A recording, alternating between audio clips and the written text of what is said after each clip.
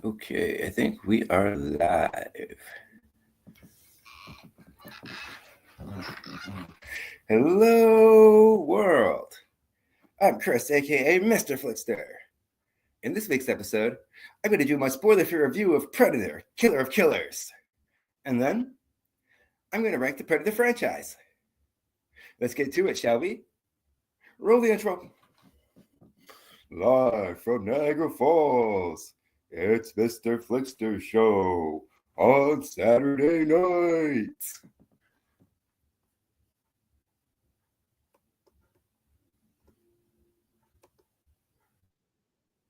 Thank you.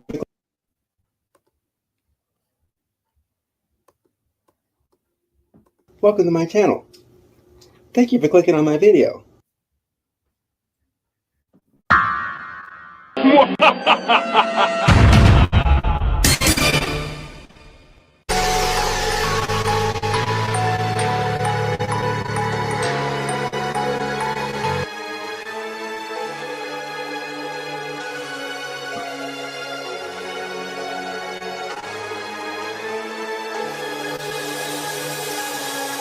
Hello, world. I'm Chris Maitini, aka Mr. FLIXTER. Mr. FLIXTER.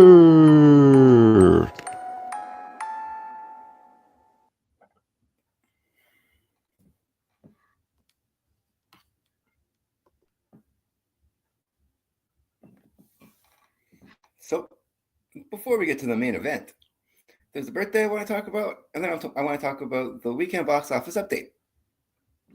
So, let's begin with the birthday.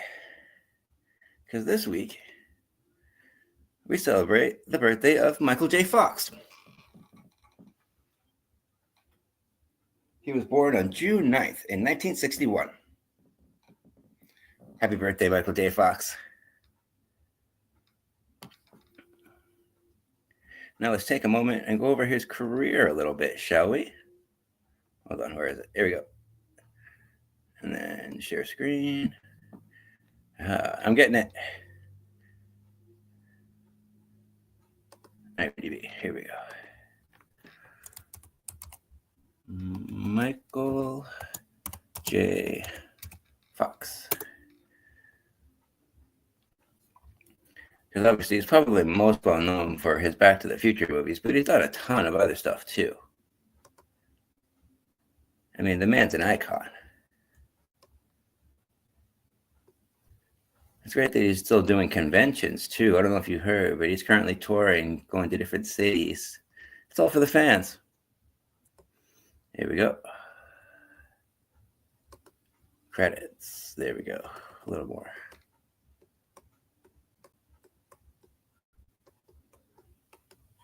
Well, it looks like the last thing he did actually was 2001. He was in a short. That's pretty cool. He was in The Good Fight. I didn't know that. Yeah, good for him. Let's go back a little further, though.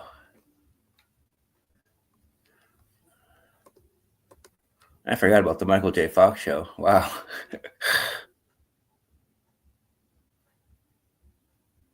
Let's go down a little more. Oh, yeah, he played Stuart Little. That's right. Yeah, I remember that. He was in Scrubs in 2004. That was a good episode. There's Stuart Little, too. Oh, yeah, he was in Atlantis, The Lost Empire. Oh, that's a video game. But yeah, he was in the movie, too, right there. 2001. He played Milo. Oh, yeah, he was also on Mars Attacks. I remember that. 96. Homeward Bound. That's right. He was one of the voices of the, I think it was one of the dogs. Because the cat was Sally Field.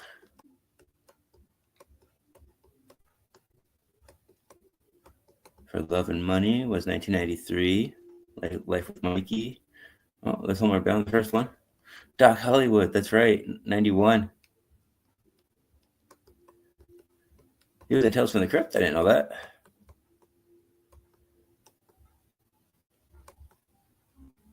Here we go. There's Back to the Future 2 and 3.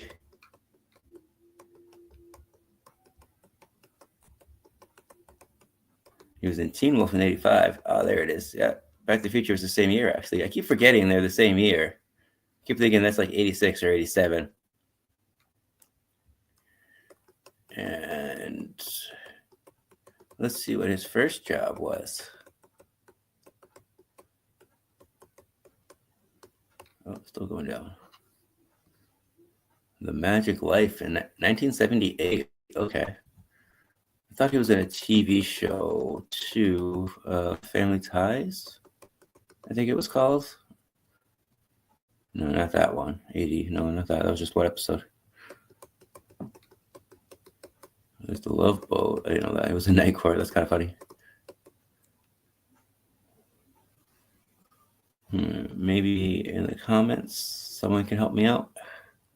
Let's take a look at the comment section. Okay, no comments. That's okay. I'll find it.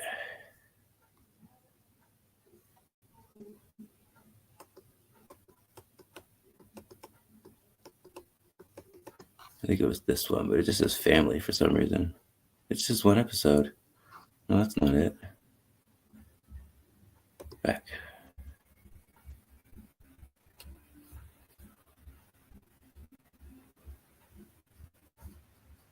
I'm not sponsored. Go away.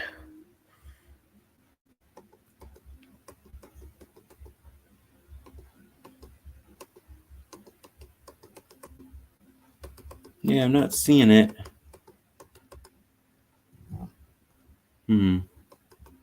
Okay. No problem. Oh, here it is. Family Ties, Vacation. Family Ties. Okay. Okay, I don't know why it doesn't say it down here, but yeah. Family Ties with the show. I got there. I knew he was on a show. My girlfriend likes it too. But yeah, happy birthday, Michael J. Fox.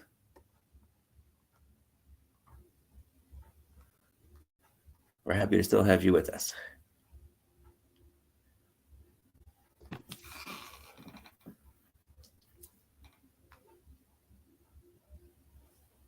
So that means, hold on, quick math. 20, 25 minus 19.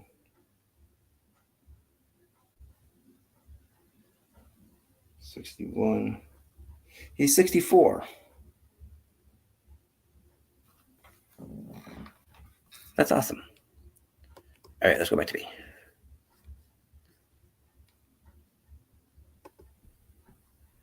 So yeah, he's 64 years old. Happy birthday, Michael J. Fox.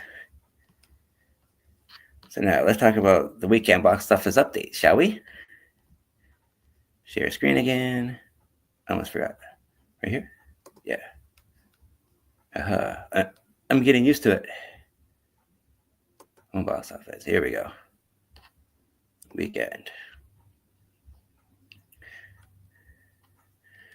Okay, so today's the 14th. That means last week was the 6th to the 8th. All right, so here's the top 10 for the domestic box office. We got Lilo and Stitch at number 1. Last week it was number 1 too. It's made $32 million so far, well, domestically. And it's still in 4,000 theaters. Its total so far is $335.6 million. Wow. I'm surprised it's making so much money after what happened with Snow White. But I guess this one didn't get as much bad publicity. And then in number 2, we have Ballerina from the World of John Wick. I don't know why I read that backwards, but hey. It made $24.5 million. That seems kind of low. I kind of thought that'd be a little bit higher for its opening weekend.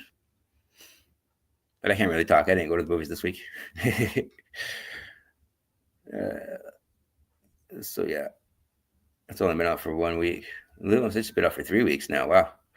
Okay. Number 3 is Mission Impossible: Final Reckoning. It made $14.8 million. It dropped significantly, almost half, but it's still in over 3,000 theaters, so that's good. It made $149 million so far in 3 weeks. And even for a Mission Impossible movie, that seems kind of low to me. So hopefully it gets some legs and starts moving fast. So starts picking up some speed. Number 4, because it was number 2 last week. It dropped a spot. Number 4 is Karate Kid Legends with 8.5 million. Last week it was at number 3. It dropped a spot too. It's not making that much money either. It only made 35.3 million so far. It's been out for 2 weeks. At number 5, we have Final Destination's Bloodlines hanging in there. It made another 6.4 million. It dropped kind of low too, 40%, but it's still in almost 3,000 theaters. It's doing really good though. It's made $123.5 million. That's the highest for the franchise so far. And it's been out for 4 weeks too. It's doing awesome. At number 6, we have The Phoenician Scheme. That's the new Wes Anderson movie. It made $6.2 million. It got an increase of 1,018.9%. WTF? Oh, I see, because it changed. It was only in 6 theaters for its opening weekend. That's so weird. Wow. Okay, that explains that. And it's made $7 million so far. Not bad for a small budget movie. At number 7 is the horror movie Bring Her Back. I mean, look at that too. It was at 14 last week, so yeah, it really bumped up. Wow, good for them. At number 7 is Bring Her Back. It was 5 last week. It made another $3.5 million. It dropped significantly too. Look at that, 50%. But it's still in 2,000 theaters, over 2,000. It's made $14.1 million so far. It's been out for 2 weeks. So, for that kind of budget, that's a small budget horror movie from A24, by the looks of it. Yeah. Not bad, not bad. At number 8, we have Dan the Dan Evil Eye. I'm not quite sure what that is, but it did pretty well. I mean, it seems like it's the opening weekend for it.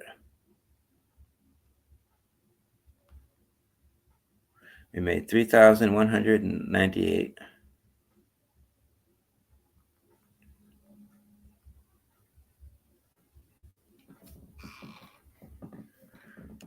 It's in 1,000 theaters. It's made 3 million so far. Oh yeah, that's the first weekend, obviously. JG Kids. Okay. At number 9 is Sinners. It was number 6 last week. It's hanging in there too. It's doing pretty well.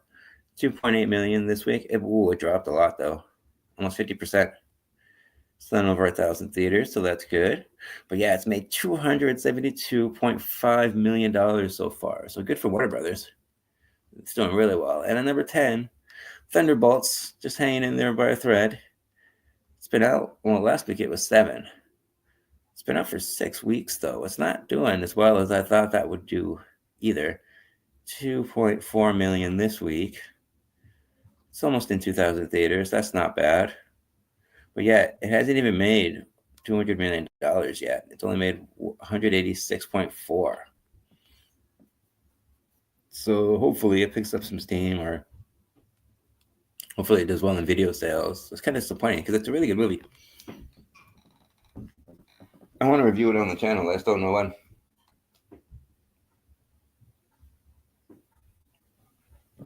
So, okay. That is the domestic box office.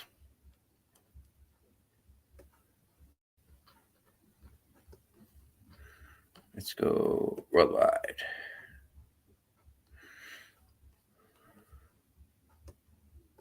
Actually, wait. Do I want international? No.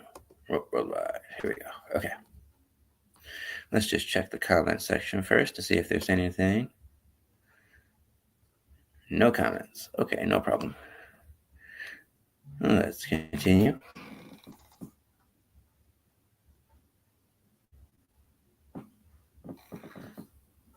Oh, I just want to adjust this to... No, not that. Hold on, like this. No, like this. No, like this? No, this. Can I make that bigger though? Hold on, technical issues. Let me play around. That fills the screen up. How did I do that before? No, I don't want full screen. Okay.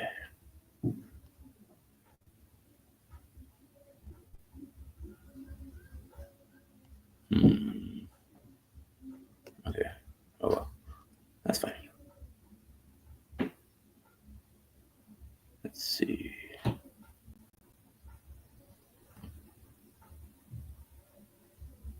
Where did... Oh, here it is. Okay, cool. Oh, hold on. I just got an update.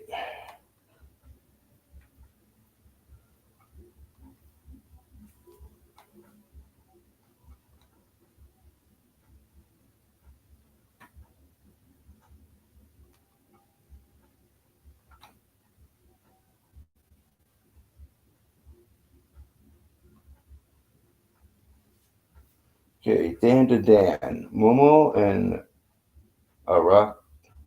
Akarun travel to Hot Springs Town, staying at the house rented by Momo's old friend Gigi.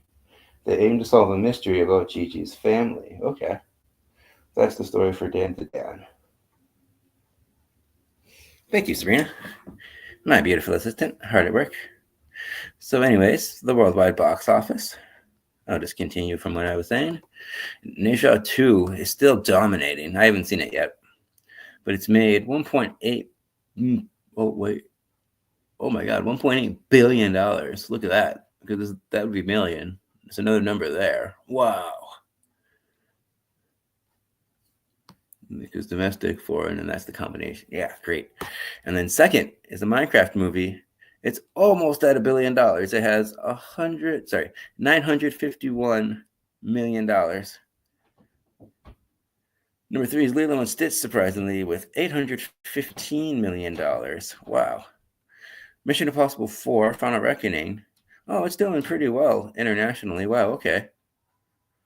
It's got almost $500 million. That's not bad. Number 5 is actually Captain America, Brave New World, with $415 million.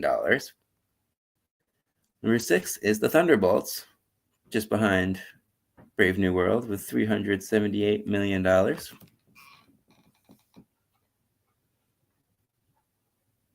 So you can see by comparison, Brave New World did way better. But it's odd to me because Thunderbolts, I think, is the better movie. So I guess it didn't get the same word of mouth. Or I guess more people were excited for Captain America. Hard to say. Number 7, we have Sinners with $359.7 million.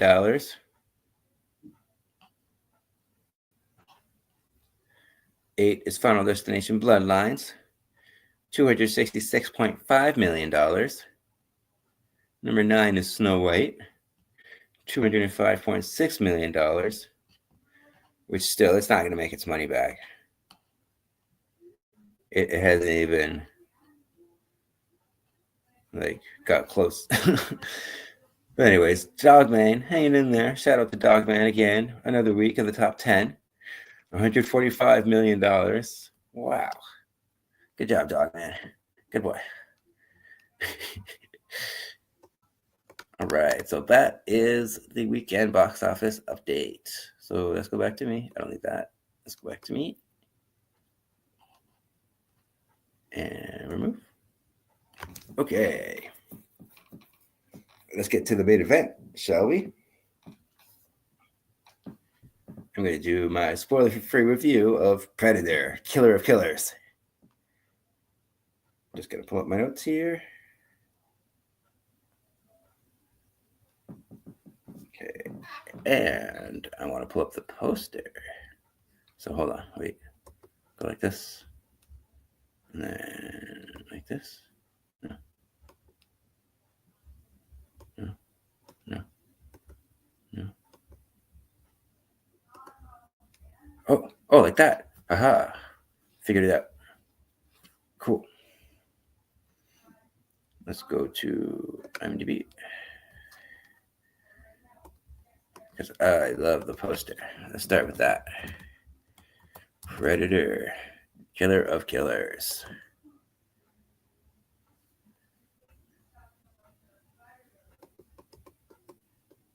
Here we go. Yeah, look at that poster. Gorgeous. So it's almost got a Star Wars vibe to it, eh? I love it.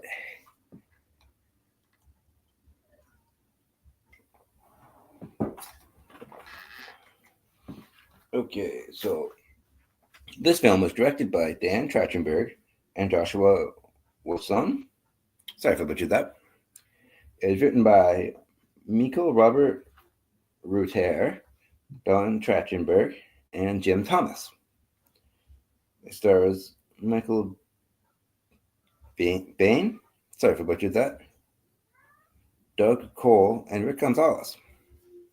I couldn't find the budget on it, and it doesn't have a box office because it's a streaming movie, so it's just not going to have one. But just because it's a straight to streaming service movie does not mean it's low in quality. No, no, no. Okay. Let's start from the top. So, in case you didn't know, this is the new animated entry to the sci-fi horror franchise. It combines stunning visuals, masterful script writing, and it packs an emotional punch with just enough references to the other Predator movies that'll make fans roar with pride, just like the Predator himself. The way it's set up, it's more like a sequel to everything that's come out so far in the franchise than it is a prequel. Actually, it plays out more like an anthology film more than anything. I think that's what they classify it as too, which isn't far off, but it doesn't really feel like an anthology film at the same time because it all ties together in the end. It's one big story told in 3 separate parts. Well, technically 4 chapters, but I'll get there. I'm getting ahead of myself. I'm just really excited to talk about this movie. It takes what we know about the Predator so far, like the lore, and it puts a new spin on it. And I love the concept. It's all about, well, okay, I'm going to keep it spoiler free, obviously, but here's the basic story. What if anyone who kills a Predator was collected, cryogenically frozen, and kept for further battles to be tested as Earth champions? Yes, it's as awesome as it sounds. And it also, in essence, kind of explains Predators from 2003, which essentially is Predator 3. But I'll get to that too, because it adds context to it. But that's besides the point. And I also noticed references to the Xenomorphs from the Alien franchises, but I'll just leave it at that too. I don't want to say too much. I'll see if you can see it for yourself. Just something to look for. I love how all the details put into it. Little things like that really make the film special.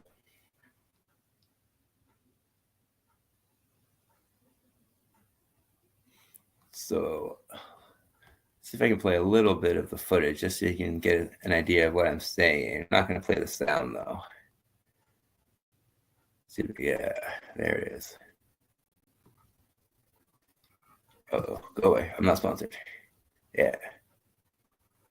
Here's a little clip. Look at that animation.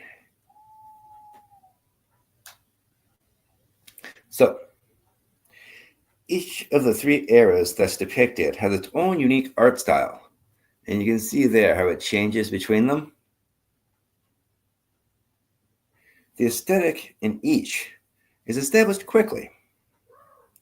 So each segment creates a distinct, spectacular environments for each of the characters to live in. Each environment kind of becomes a character in itself, too.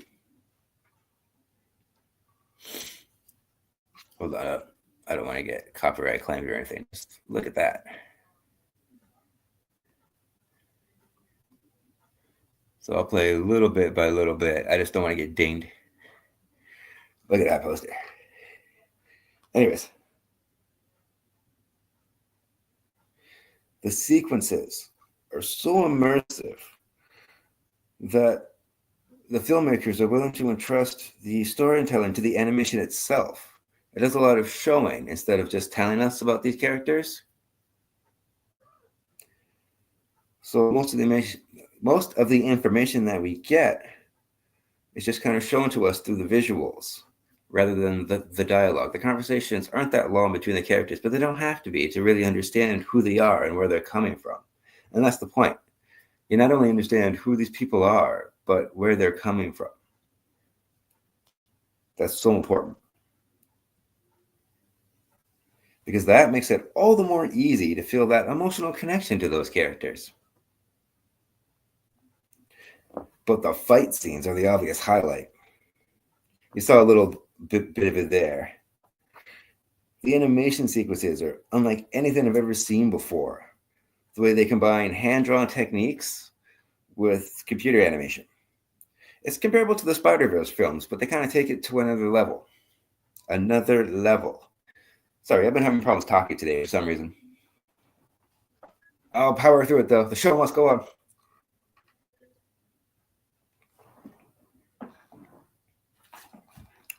Okay.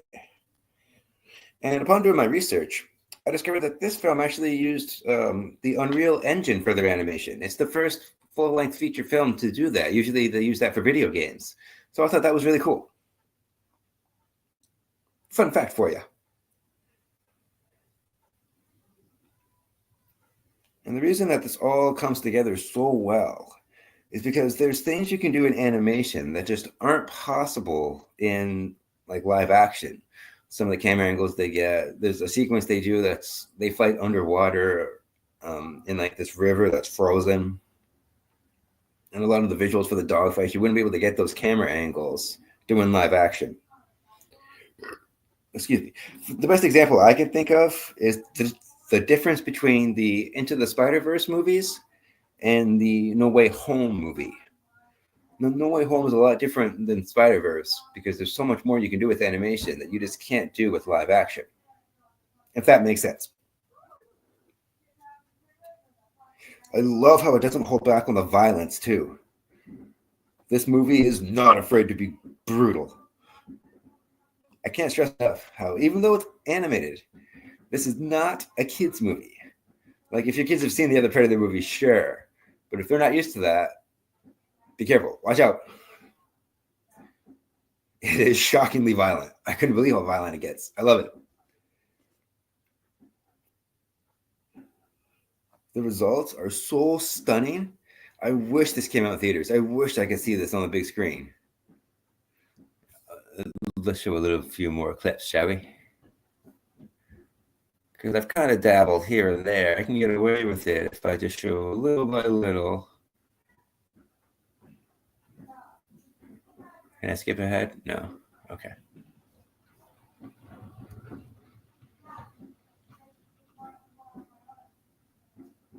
Do I have to click on it? Oh, I can't skip ahead. Okay.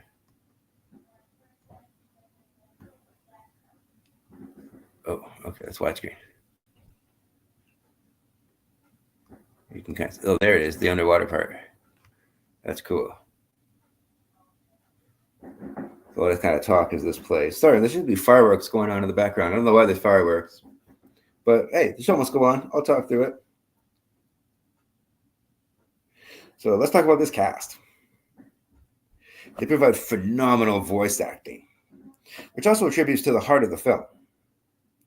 The characters connect through their collective harrowing experiences, and it's the voice acting from Lindsay Levanchi as Ursa, Louis Ozawa Changchin as Kenji, and Rick Gonzalez as Johnny Torres. Ursa is the Viking Raider. Kenji is the ninja. Oh, hold on. We finished it. Okay, let's go up. Let's go here. All right, cool. Let's just go here. Okay, it's not going to let me do that. Okay, cool. I guess the Planet R-rated trailer. Oh well, it's fine. Back to the poster. Get rid of this. Okay. What was I saying? Where was I? Oh, yeah, the cast. Yeah, Ursus the Viking Raider. Kenji is the ninja from feudal Japan. And Rick Gonzalez, Johnny Torres is a World War II fighter pilot. But the way that they use their voices, they really capture the essence of these people in these time periods. I mean, we got Vikings, we have ninjas from feudal Japan, and we have World War II fighter pilots. So it's three very distinct eras, kind of like what I was saying with the animation, and you can feel it. It just doesn't just look it, you can feel it. And the story is structured cleverly to build up to the culmination. The culmination. Wow, I can't talk today. The culmination is a grand finale where the three warriors meet on the Predator planet. And it's a battle royale, like gladiator style. And they fight against the Predator warlord. And yes, again, it's as awesome as it sounds. Let's see if I can play a few more clips. I just want to show off this animation because it's beautiful. Is it going to do it? Oh, it is. Yeah, nice. I'm just going to leave it this time. So, overall, the exceptional directing of Dan Trachtenberg, who also did Prey, by the way, but I'll get to the Prey. The screenwriting by Miko Robert Rutter, voice acting, and strikingly well-designed animation are all what make this film so wonderful. I just can't stress enough. I love this movie. Especially that shot. The Japanese portion was my favorite part. Ooh. Okay, I don't know if I can show the violence. Okay, it's not that bad. I've actually showed worse on my channel. Anyways, let's go. Moving on. The theme is family.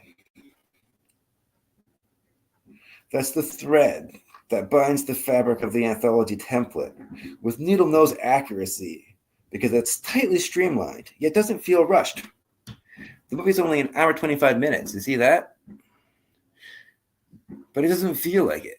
It feels like it's like 2-hour movie. Like it feels like a full-fledged cinematic experience. Oh, here's the ninja part. Yeah, that's so awesome. Here's the Viking, ninja, Viking, pilot. So you can see there, the animation's so different. It's so atmospheric too. Anyways, this movie has heart, and it's glaringly apparent. You just feel so much for these characters because they just relate to each other so much, and they're relatable to viewers too. Because everyone's got family. All right, let's go back to the poster. I might get in trouble for showing too much of that. But there it is. That's kind of the preview. It helps too that I don't play with sound. I just kind of talk through it.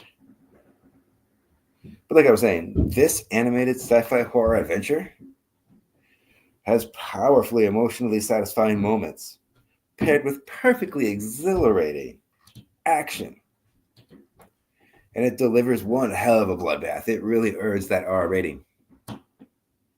It fits in nicely with the other Predator movies. One of them was PG-13, and it kind of sticks out like a sore thumb. And there was an unrated cut, but it's not that much different from that PG-13 rating. But I'll get to that movie too. That was AVP. But I'm getting ahead of myself. We'll get there.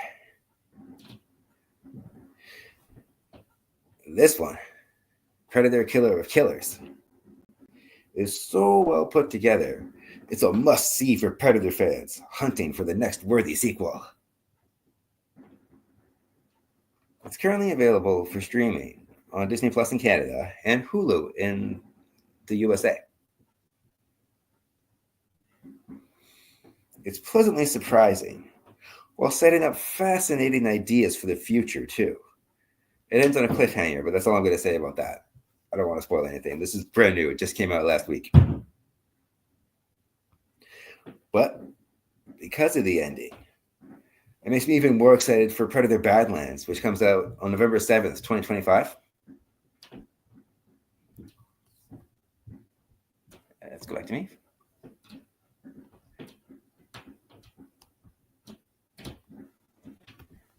That's 2 days before my birthday. That's awesome. What a great time to be a Predator fan.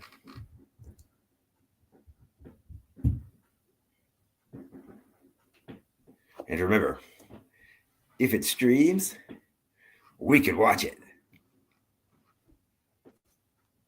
So, my official grade for Predator, Killer of Killers. What is going on here? Why is it weird?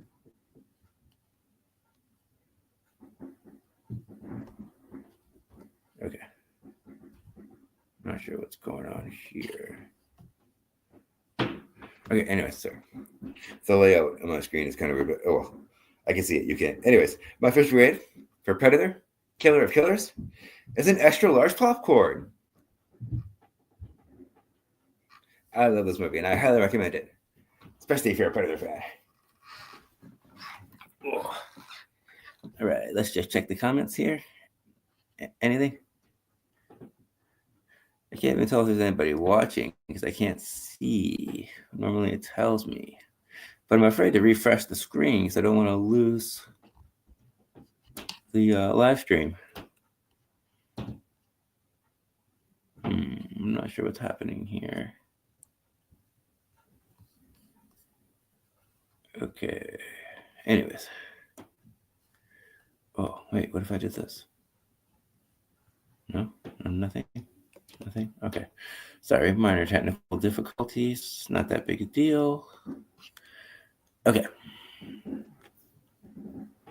Oh, sorry, itchy lip. Okay. So now let's get to the Predator ranking, shall we?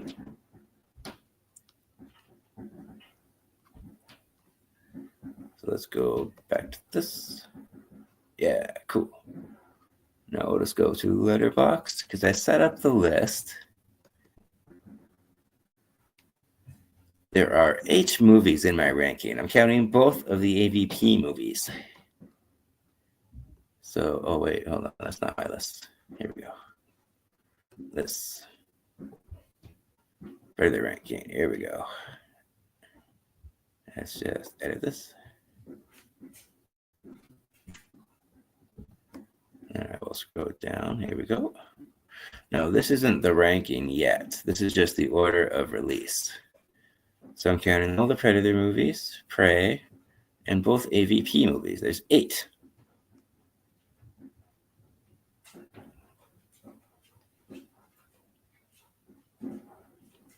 All right, so we'll start at the bottom.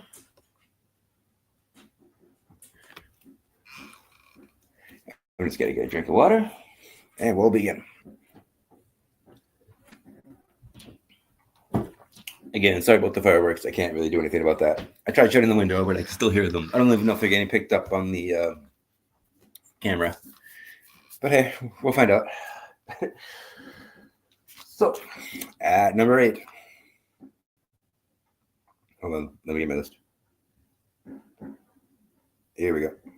It's pretty obvious if you've seen the Predator movies, if you've seen all these ones, you might even agree with me. I have AVPR, AVP Requiem. Oh, hold on. I'm not sponsored. Go away. Yeah, cool. Okay. So let's just click on, oh wait, okay. Now let's go here. Let's go here. AVP Requiem. I would give it, I said extra large, so that's like 9 stars. Great. Cool. Oh, wait, I had to sign in for that. Okay, I'm not doing that right now. Anyways, AVP. Go away. Requiem. Here we go. Let's pull up the poster because the poster is kind of cool. The poster is so much better than the movie.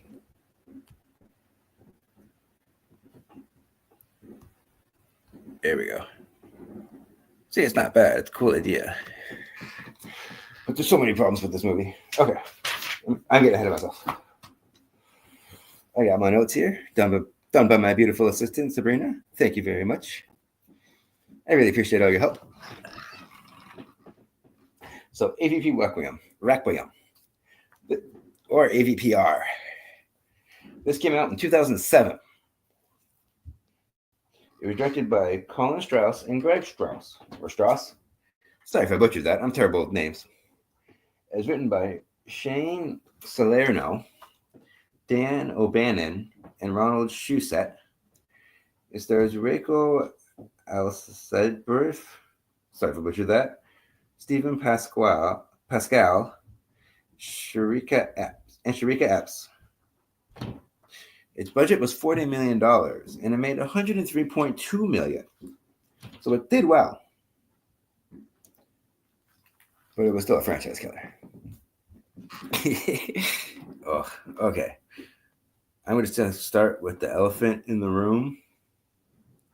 This movie is way too dark. Not just in terms of subject matter, because it does get dark in terms of subject matter.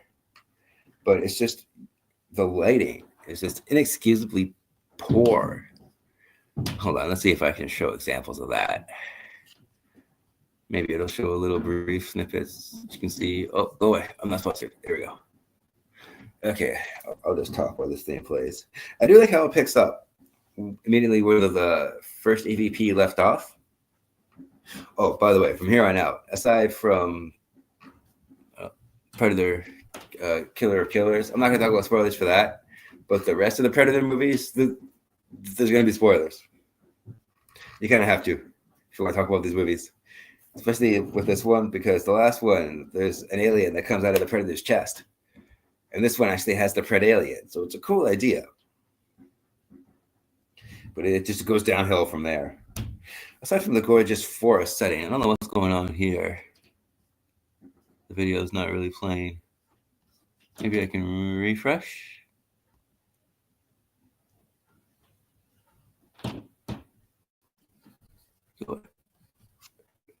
There we go. Maybe it's supposed to look all glitchy like that. I don't know. Oh yeah, in space. Maybe it's supposed to look like that. Okay, sorry, I'll just let it play. Anyways, the xenomorph phases are rushed in this movie for pacing reasons. I mean, the movie's only an hour and a half. It doesn't take its time like the other movies do. And the thing that really bothers me is there's no clear main character in this one. Like, it's an ensemble movie, but there's no one character that you can just kind of attach yourself to, and there's no like leader of the group or anything like that. Well, someone tries to be the leader, but it just, they're so bland. They're so one-dimensional. They don't feel like real people. They just feel like caricatures of people, if that makes sense. But it does do a good job of implementing both the Predator lore and the alien stuff. It does feel like a combination of the two. It's not one-sided one way or the other. But just things don't make sense. Like, why do all the aliens that the Predalien spawns look like regular aliens? They're like, yeah, they have the human host, but wouldn't they all be Predaliens? Why is there only one? And this movie is probably one of the most violent in the franchise too, which isn't a bad thing. But if you don't like that kind of thing, be warned. Like, there's a really good acid blood kill scene. Someone gets sprayed with it, and it's really cool. But kids aren't safe in this movie either. The movie starts off with a kid being killed. So if you don't like harm toward kids in movies, then you're not going to like this. And then also, like an hour into the movie, there's a scene where the Predalien viciously attacks this pregnant woman that's like in a hospital bed. And it shows everything like on screen. And just, it's been a while since I've seen this. I haven't seen this since it came out, really, because I didn't like it the first time I saw it. So when I rewatched it last week, well, throughout the week, it was like watching it for the first time. And I totally forgot about that scene. And I was shocked at that. That was just insane. All right, that's enough of that. So you can see how dark it is too. Like the lighting is just terrible. Hold on, I can show some pictures. That's actually a better idea. So let's just go down. It's really bad. Like you can see there. That's a great example. Why is everything backlit? You can see, you can barely see the predator's face there. There's the pred alien, but again, the lighting's behind it. Everything's backlit, and that really bothers me. There's the ship. There's the alien. It's another poster. Posters. Hold on, let's go back the other way. Hold on, let's close this. Close. Okay. Try that again.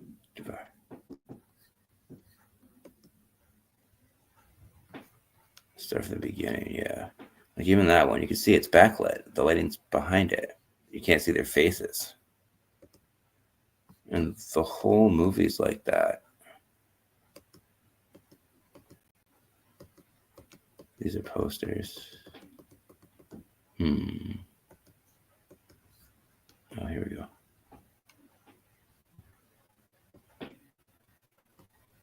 Not sponsored.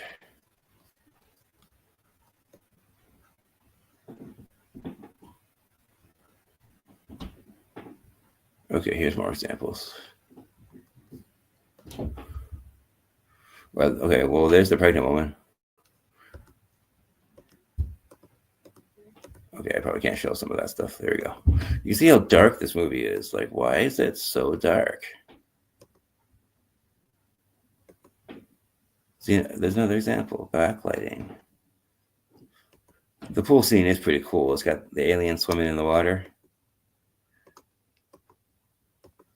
But yeah, you can see it's just so dark. Even the scenes that aren't supposed to be dark, it looks like the lights have been dimmed in the room. Do they not have enough money for lighting? Like you see, even these, it looks so dim.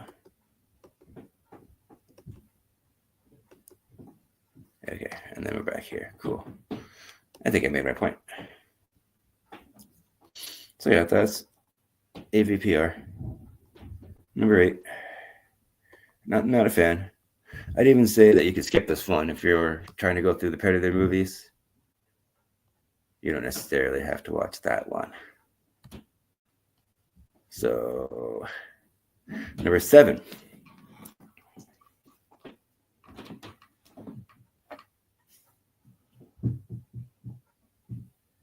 Just finding my spot.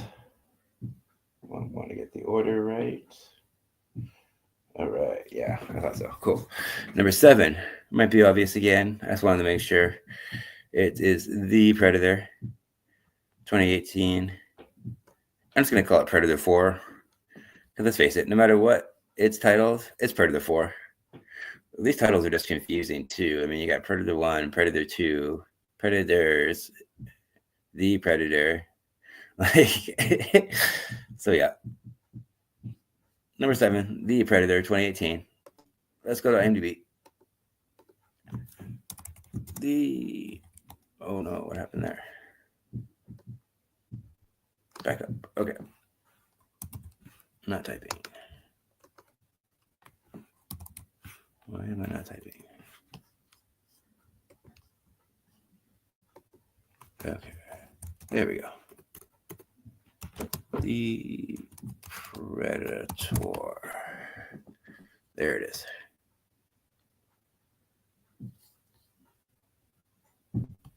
I do like this poster. Again, the poster is better than the movie. I really don't like this movie. Cool poster, though. It's got the classic spine and skull rip here. And after you see the movie, this does make more sense, too. Because there's, like, predators and then there's, like, super predators. Kind of like what they set up in the previous installment, part 2. But anyways, Predator 4. This came out in 2018.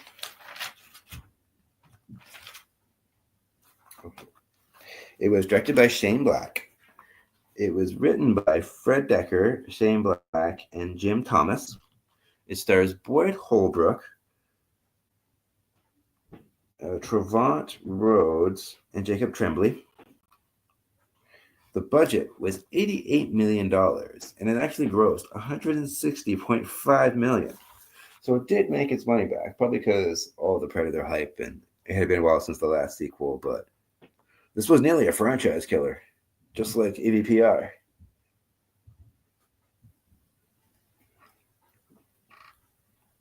So, a few issues with this.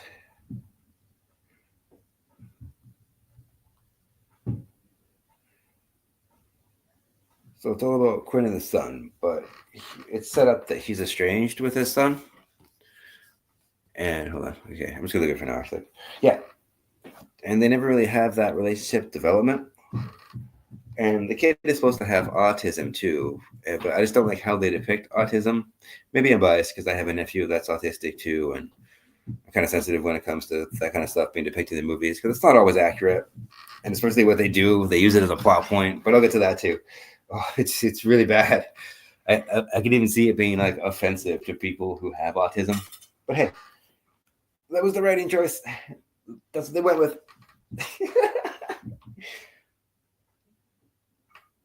So it starts off. There's this Army Ranger sniper, Quinn, and he's doing a mission, but it gets interrupted by a starship crashing. It's a Predator ship. Then he finds this Predator technology. So what he does is he sends it to his house because he's away on a mission somewhere else. So one thing I do like about this movie is it's a Halloween movie, so that's a plus. I always love when movies have Halloween as like the center theme of what's going on. And they use it as part of the plot too, so it's cool. This is the scene where the kid's wearing the Predator helmet and he sets off the gun and then blows a house up. It's awesome. And then it's got a lot of references to the other Predator movies too, which are cool. Like somebody says his name is Keys, which is actually the son of the guy that was in part 2, the character Keys. The original character was played by Gary Busek, and the son is played by his real son, Jake Busek. I think that's his name. So yeah, that's kind of cool. But it has this dumb running gag about the name Predator and how the Predator technically isn't a predator, which, I don't know. The humor in this movie really is just hit and miss with me in this one. Some parts are funny, and some parts just like, I don't know if that was really necessary. It kind of feels like an MCU movie too, because everyone's like really quippy all the time, and you can tell it's trying to set a lot of stuff up, like it's trying to be a franchise, like tentpole kind of movie, but just it fails on so many levels. Like the cast doesn't have great chemistry either. The characters aren't that endearing. Really, there's no reason for this group of people to be helping Quinn out anyways, because they meet like on this bus, and then they just kind of stick together for the rest of the movie. Like, yeah, they're soldiers and they have that camaraderie. I get that. But still, they have no like allegiance to this man. Like, they don't know him. Why do they care?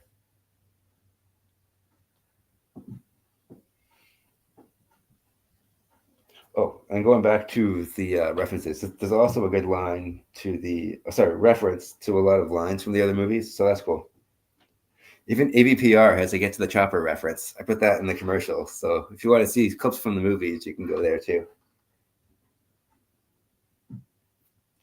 Yeah. This movie also introduces Predator bloodhounds. There's so much going on in this movie. You have the Predator, you have super predators going after the regular Predator because they got this technology is trying to get to people to wipe out predators. You got these Predator bloodhounds that one of them they lobotomize and they kind of adopt as a pet, and they kind of keep along the whole journey, even though it doesn't really do anything for the story. And why do the Predator bloodhounds look like predators? Why did they have their hair braided? I mean, is there a predator just sitting around braiding all these dogs' hair all day? Like, it's a lot of things in this movie don't make sense. And the scientist, Brackett, why is she such a badass? Like, that's never established. Like, how does she even know how to fire a gun? I've never shot a gun before. I don't even know how a gun works, but she just picks one up and knows how to use it. And she's fighting all these guys, and she knows all this like martial arts and stuff like that. But It's never really established. It just says that she's a scientist. She never says that she has like a military training or anything like that. Like things like that bother me. People sacrifice themselves that when it's completely unnecessary. There's a lot of dumb deaths because people do stupid things. Even the ending is very confusing. It just kind of stops. It's like, oh, that's the ending of the movie? So it's not very memorable. It's very scatterbrained. It technically is directed well. Fun fact, Shane Black also starred in the first movie. He was one of the soldiers. He was the one with the glasses, making all the dirty jokes. But it's kind of ironic, too, because the movie ends with the technology called the Predator Killer. And this movie almost killed the franchise. So I just thought that was funny. So yeah, that's Predator. Predator 4. Not very good.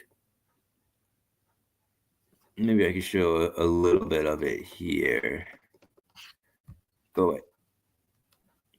I'm probably going to get dinged for this, but oh well. So you can see some of the clips here. Oh yeah, it's got Sterling K. Silver too. I forgot to mention that. It's like it's also got Olivia Munn. But again, they just don't have chemistry. They're in a lot of scenes together, and they're not bad actors by any means. The CGI looks pretty good, but it's just not as impactful. It's not as suspenseful. You don't really feel the camaraderie between all of these soldiers. There he is there. That's Quinn. See, there's the helmet.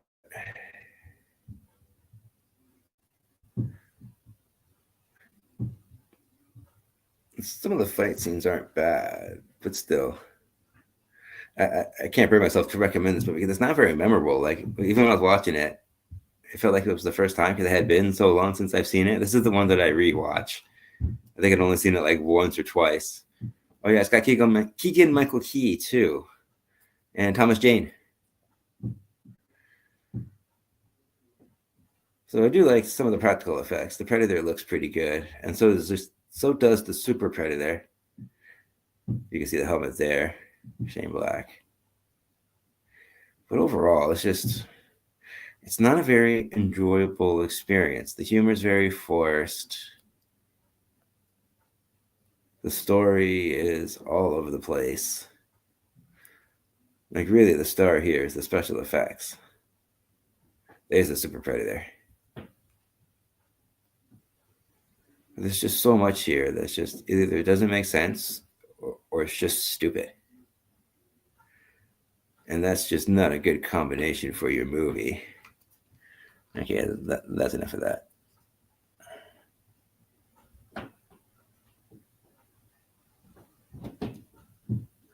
But they do a good job of kind of exploring the Predator lore.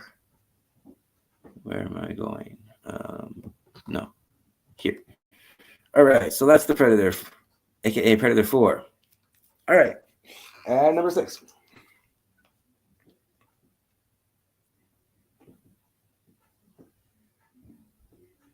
Go back here. Okay, I want to establish something huge from here on out. These two movies right here are the only two in the franchise I would consider to be bad movies. There's a huge leap in quality when it comes to this and the number 6 spot. So for number 6, I have Predators from 2010. I'm just going to call it Predator 3.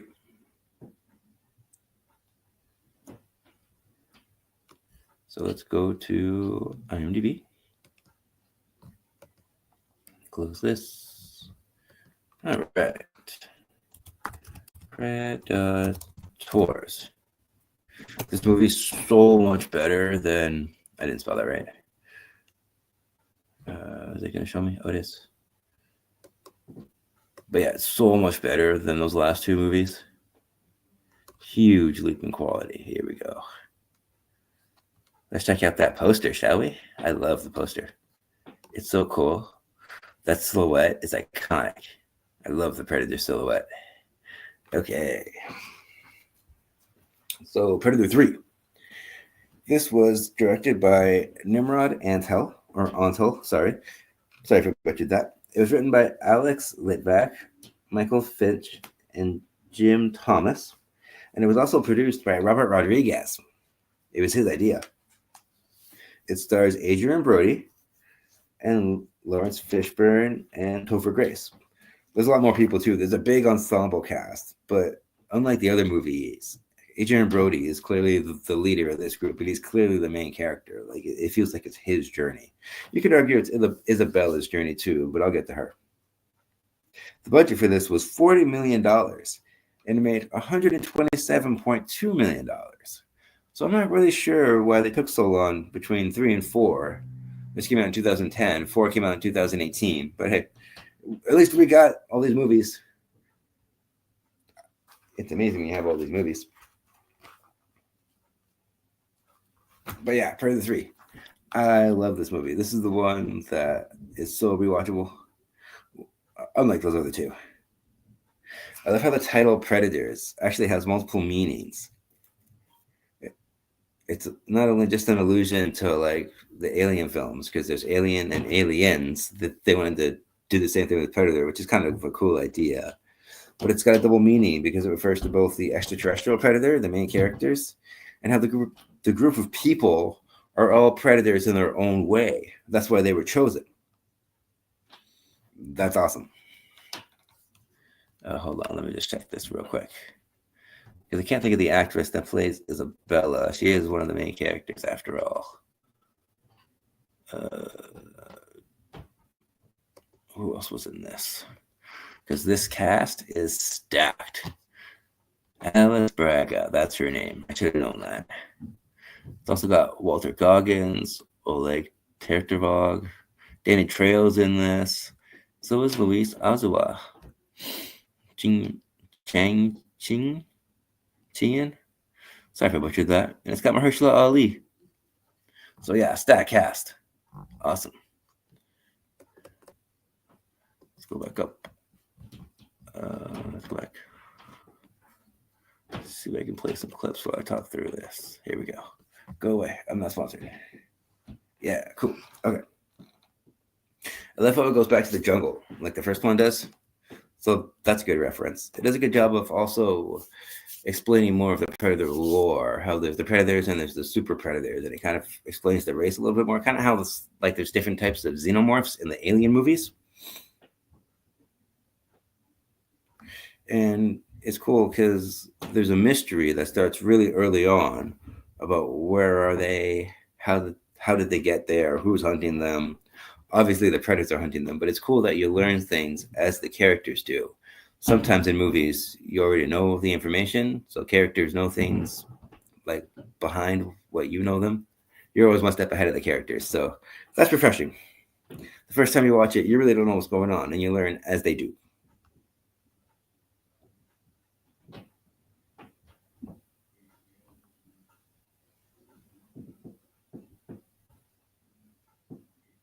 It's got a lot of nice callbacks to the other movie too, like the "What are you" line and the "Do it now, kill me" line.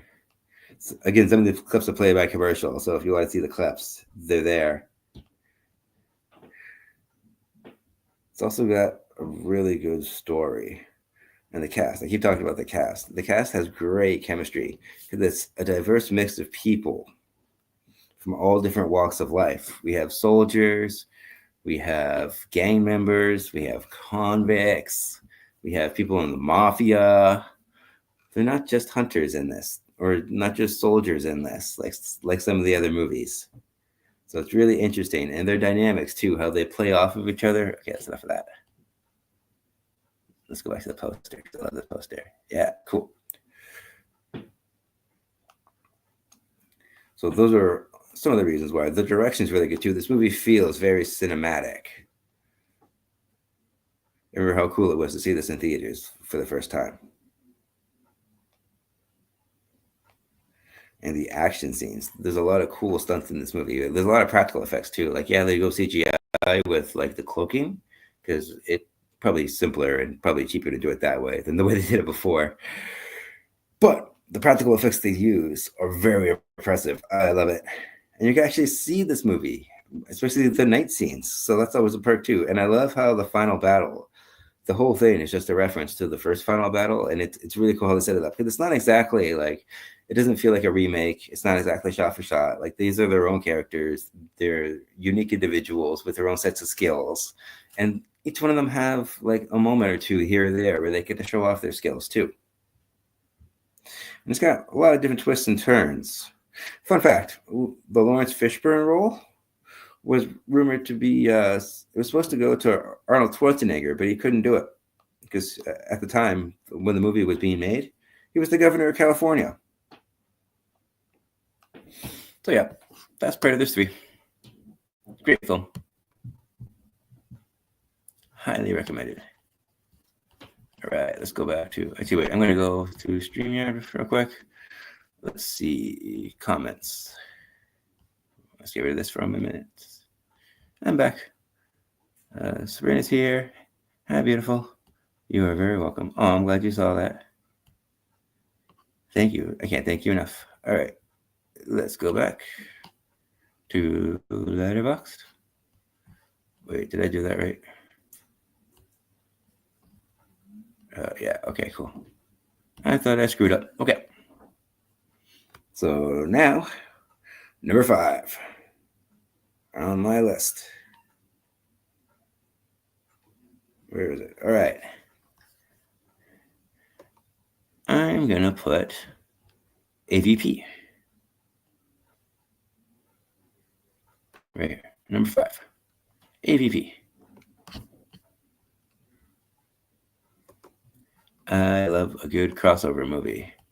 And one of the main reasons why this movie got made was because of the success of Freddy vs. Jason. And this movie gets a lot of hate, but I like it. I think it's fun. Again, it's a good combination of an alien movie and a Predator movie. It doesn't feel one-sided or another. It's actually really clever how they set up the story, too, because the Predators use killing the xenomorphs as like a rite of passage to prove that they're worthy hunters. I love that. The whole movie takes place in Antarctica. Like, obviously, it's a stage, like a sound stage somewhere inside, but the way it looks, it's got a lot of cool atmospheric like set pieces.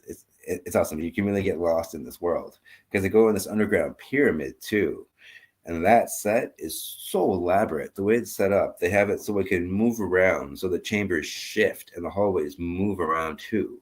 It's really like ingenious how they do it. It's so innovative. It's so imaginative. The sets are like are like their own characters in this movie. But there's 2 versions of this movie. This is kind of what I was talking about before, kind of going back to what I was saying. This is the what? It's PG-13, the theatrical cut. But later on, when it came out on DVD, they came out with the R-rated cut. But it's not that much different. They just add CGI blood a little bit here and there. But, well, the beginning for the unrated cut's different too. It starts off from the Predator perspective, and he's fighting the aliens. I don't know why they cut that out, because it's not that violent. I mean, they could have even toned down the violence for that one too, but hey. Anyways, early on, they set up the mission to go to Antarctica, and when they get there, they bite off more than they can chew. But I'm getting ahead of myself. I didn't do the stats for this one. Sorry about that. I just realized I almost messed up. There we go. AVP. This one was directed by Paul W.S. Anderson. If that name sounds familiar, he directed the Resident Evil movies. And you can feel that when you watch this one. He's got his fingerprints all over it because it's sort of similar to the first Resident Evil movie. If you think about it, they go down to the hive, they get trapped down there, and the whole movie they're trying to get out of the hive. This is the same thing. They go to Antarctica, they find the pyramid, and the whole time they're trying to get out of the pyramid. So it's primarily set in one location. I love when movies can do that, and they pull it off, because it really adds to the atmospheric tone.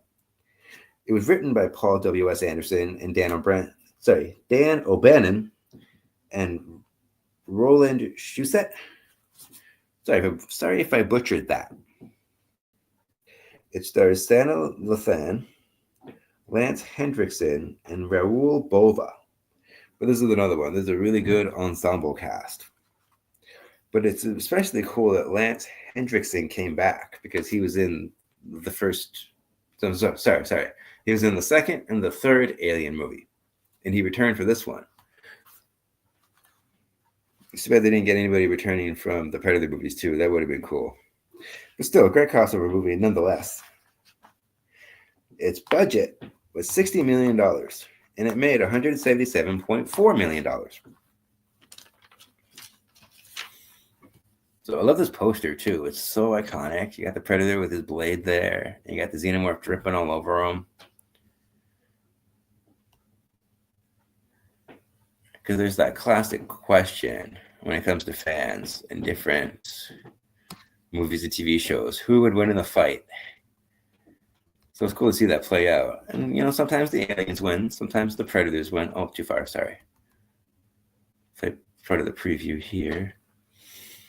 So they go back and forth. It's not one-sided, one or the other. And toward the end, there's not a clear-cut winner either. But it's kind of cool how they set that up, too.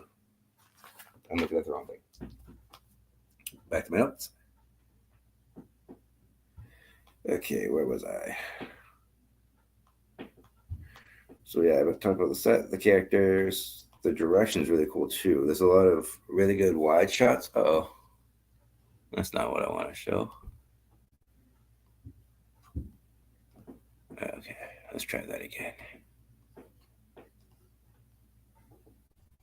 I guess it's not a long preview. Oh yeah, it's only 35 seconds. Huh. Okay, fair enough. So, a couple interesting things. I like how they use the Predator weapons in this. It's really clever how different Predator weapons are used to fight these aliens, like the net, which was really effective, and the blades. But surprisingly, the Predator armor is vulnerable to the acid blood from the Xenomorph. So I thought that was interesting too. I like how most of it is done with practical effects. There's puppets, there's animatronics. It's not all CGI. Sometimes they have to go that route just because it's a little bit easier that way than staging some of these things. Like the aliens leaping around, for example, or climbing on the ceiling, that's CGI. But when it comes to the up-close fights, most of it's practical. It's very impressive. I love how they do the alien queen in this too. It's really cool looking. So what I mean, the good in this outweighs the bad so much. Unlike AVPR, Alien versus Predator Requiem. And I love that final scene. I kind of talked about it before with the Xenomorph Predator hybrid. Eventually, they call it the Pred Alien. It's just too bad we didn't get a better follow-up. I heard too through different interviews that Paul W.S. Anderson was kicking himself. That's why he made it a point to do the Resident Evil movies himself, because he had a chance to do the second one, but he passed up on it. So, fun fact. That's EVP. It's awesome. Highly recommended. Oh, wait, wrong thing. Let's go back to Letterboxd. Okay. At number 4.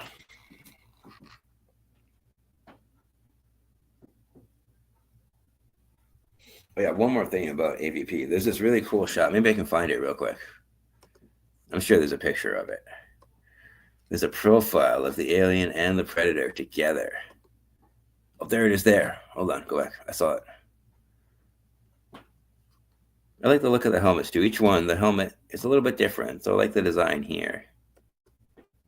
Because each movie is trying to distinguish itself, right? You don't want to just copy the last one. That's the problem with a lot of horror franchises. It's just cut, copy, paste, repeat. Here it is. This is like the most iconic shot in the whole thing. We can thank Paul W.S. Anderson for this. It's so awesome. Love that shot. You can even see his saliva spitting. And it's just before the little mouth comes out. Is there a picture with the little mouth? Maybe not. One thing I didn't really like, but it does make sense, is how the alien teams up. I'm sorry, not the alien. The Predator teams up with the main girl. But it is cool that there's a female protagonist this time. It changes itself. It changes up from the other ones. No, it doesn't have that one. Okay, that's cool. See how the net got the alien. Okay, that's enough of that. Here we go. All right. And number 4. Next on my list.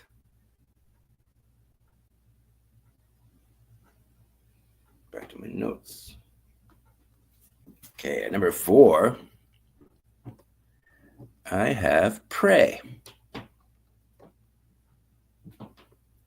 This one's unique because it is a period piece. It's a prequel to the other movies. So technically, if you're starting the franchise brand new and you want to go in the order of the timeline, you'd watch this movie first.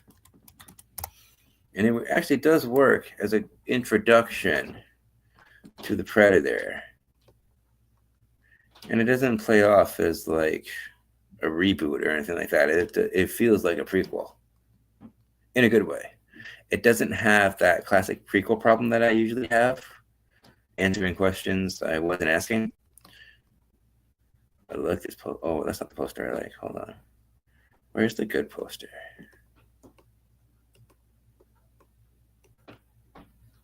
Let's see. Oh, show me. Oh, wait. Okay, yeah. Okay. There's a better poster than that. It's the one I used for my collage.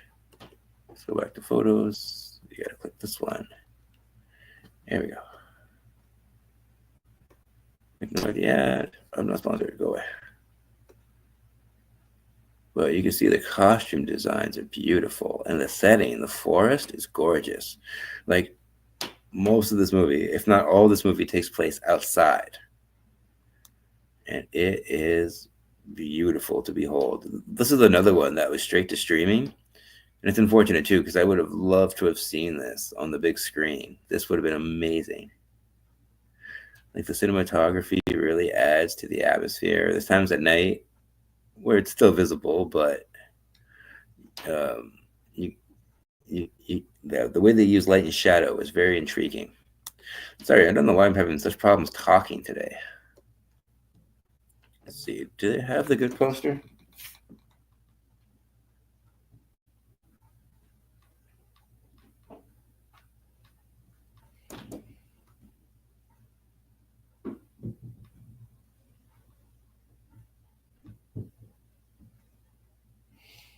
So it just came to my attention that I haven't been grading the movies. I do apologize.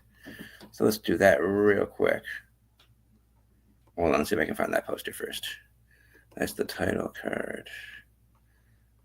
No, maybe down here. Usually toward the bottom they have it. So yeah, I'll grade these movies too. Sorry. I'll get to that in a moment. No. There's the fall fight. I'll get to that too. I'm going too fast now. I don't see the good one. Further down.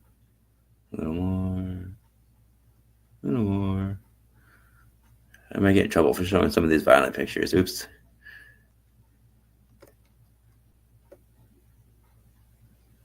Let's see. No, that's too far. Darn it. Okay, here we go. Back.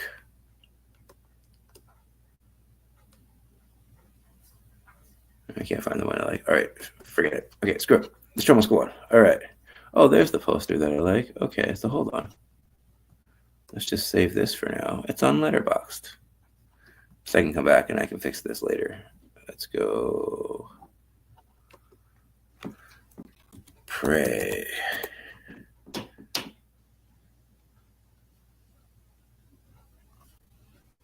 Yeah, here's the poster I was looking for.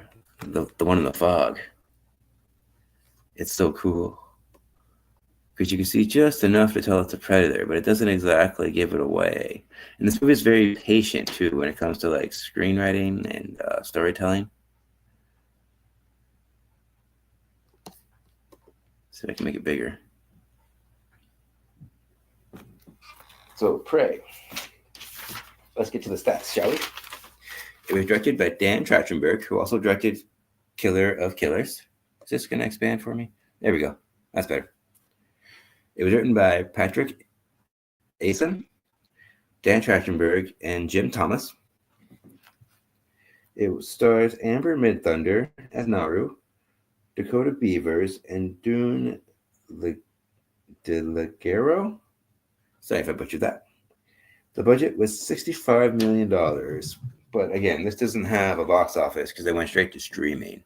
And I couldn't find the views for it. So there's the poster. But okay, anyways, let's go back to my list.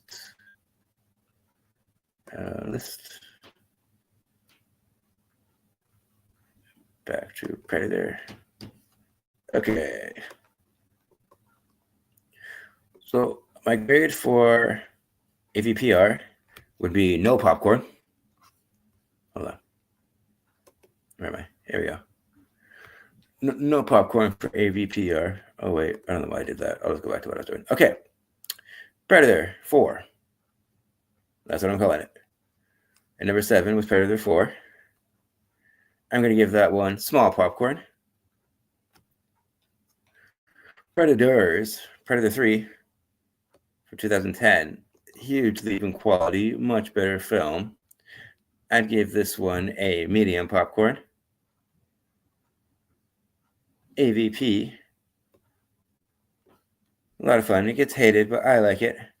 I'm going to give this one a large popcorn. And Prey. I'll get to that.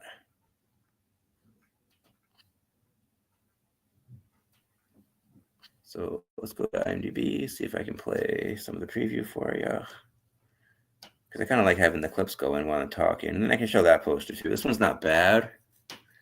I just like the other one more. Here, let's look at this poster. This one's more abstract. You have Number here, you got the Predator. I love the character design for this Predator. It looks so primal and feral. It's awesome. So yeah, it's not a bad poster. It's colorful, it catches the eye. I just like the other one more. The other one's got more horror vibes. That one's not bad either. I like how it's like a bone claw almost. This is a much more primitive Predator. Oh, we got international posters now. Where were these posters when I was looking earlier? Working, man. I reviewed that on the channel too. Shameless plug. Cast photos. More cast photos. Okay. IMDb doesn't want to cooperate. Here we go. See if I can play some of this preview while I talk. Up higher. Oh, okay, there we go. Okay, there it is. All right. So, I love how this movie starts off. Because very early on, she, Nara's the main character, that girl there, and she's with her dog. And the dog survives. But anyways, she sees the ship crash, but she mistakes it for a Thunderbird, which is from Comanche folklore. And very early on, it's established her motivation very clearly. She only says a few sentences, but when she's asked why she wants to hunt, she says, because people think that I can't. And I think that's so true. So many things. Well, I don't know about you, but me personally, I've done so many things out of spite because people told me that I couldn't do it just to prove that I could. So something like that is just so relatable. I love that. Nice, simple premise. She's just trying to be a good hunter. And another cool thing is it shows 3 different styles of hunting in this movie. You got the way the Predator hunts. You got the way the Comanches hunt. And then you have the way that they have these French fur trappers too. And that's a whole different style of hunting. So it's cool how they implement that and how the 3 styles clash. I also like the dynamic between Naru and her brother, Tabe. They have a really good relationship. Like, it's tough love, but they can joke together. They have each other's backs. It's really good. There's that strong brother-sister relationship. He's a good guy, too. He takes her under his wing and then shows her kind of the ropes of hunting, and then she applies it her own ways. That's the cool thing, too. She's constantly learning. She's constantly adapting. There's a lot of character growth, too. Like, this is like textbook screenwriting, and it doesn't feel paced. It doesn't feel rushed. It feels evenly paced. It doesn't feel like it's action just for action's sake. The scenes actually add to the story. And along the way, the whole hunting trip too that Naru does when she's hunting the predator, you can see this constant growth. She's always learning. She sees one thing, you see her take it in. I guess enough of that.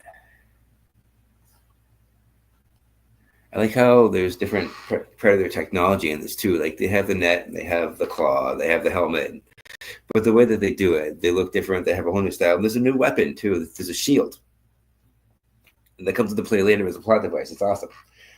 I noticed too that with each of these movies, each time the predator's downfall is the technology that they're using is used against them. Have you noticed that? But the way they do it here is different than before, and it's really clever. So what else? Oh yeah, I love how the predator, when he gets onto the planet, it shows how he goes through the food chain. He starts off following a rabbit, but he doesn't attack the rabbit because the rabbit doesn't pose himself as a threat to the predator, which establishes that code of honor that predators have through all the movies. So that's cool. But then he comes across a snake, he comes across a wolf, and he comes across a bear before coming across people. And it sets up a lot of really good mysteries too. Like there's a scene where there's a field of buffalo that had been killed and skinned. So it's all about who killed the buffalo. Was it the predator or was it something else? Eventually you find out it is the fur trappers, but how they set it up and how they have the clues is really cool.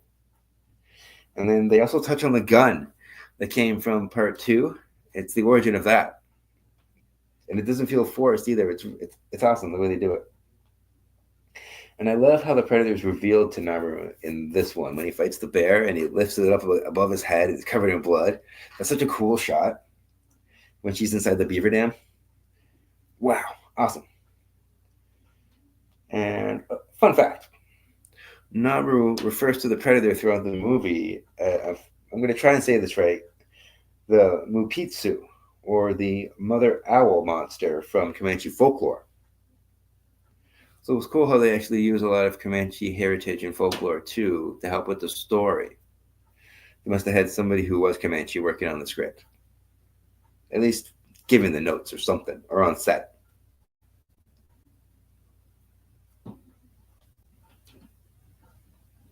And my favorite part is the fog fight. Let's see if I can go back to it, because they do show a little bit of it in the preview.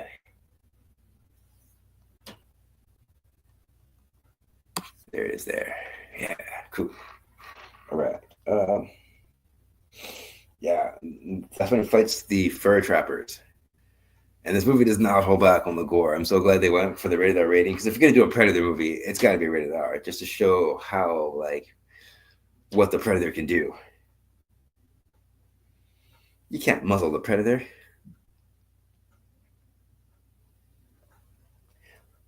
And there's this a constant plot thread, too, that goes on about how Naru is also good at medicine, and she uses that because there's this medicine that she uses to cool down the blood. So instead of doing the mud thing to cool the body down, she does that instead. Here's the beaver dam. Here's the bear scene. They're not going to show the whole thing, obviously, but yeah, that's really cool. It just stops, gets dragged off, and lifts up. Wow. That's a hell of a shot. I also like the fight between Tabe and the Predator, because he fights on horseback, and the way he does it, I looked into it. That's one of the Comanche styles of fighting. They were a very horse-driven culture, so they used horses for everything, especially combat. So I like how they include little things like that. I like how it's choreographed too. Pretty cool stunts, pretty cool practical effects, and it does that common trope where characters sacrifice themselves for the greater good. But the way they do it, it does feel emotional because of those dynamics I was explaining before, the relationship that was established between Naru and her brother Tabe. So, great movie overall. And that final fight, this is one of the best final fights in the whole franchise.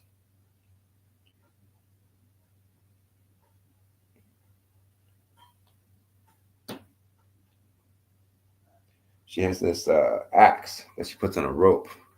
So there's part of it. There's the final fight. There it is. Yeah. Little bits and pieces. There's the axe on the rope. There it is. It's a shield. Okay, that's enough of that.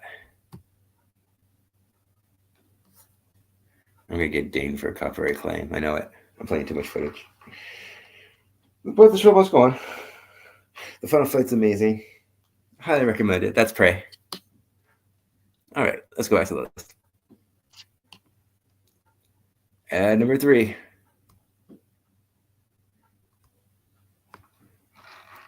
I'm just gonna double check because I think I did. Yeah. At number 3, I'm gonna leave it just where it is. Predator, Killer of Killers. Right here. I'm gonna leave it right at number 3. And as much as I love these other movies, I was so impressed with Predator, Killer of Killers. So, Prey. Prey, I give an extra large popcorn. So I gave it the same grade as this, but still, the way they have the animation, it just blew me away. Like, this movie is so unique, yet it feels so in line with the other Predator movies. I love Killer of Killers. Number 3. At number 2, I'm going to leave it just the way it is here. Predator 2. This movie gets hated, but there's a special place in my heart for Predator 2. I remember watching this movie at a very young age, and it was awesome. It's always awesome. I don't really understand the hate for this movie. Predator 2. It's got great action. I love how it takes place in the concrete jungle in the city, as opposed to the regular jungle like some of the other movies. Great poster too. Love this poster.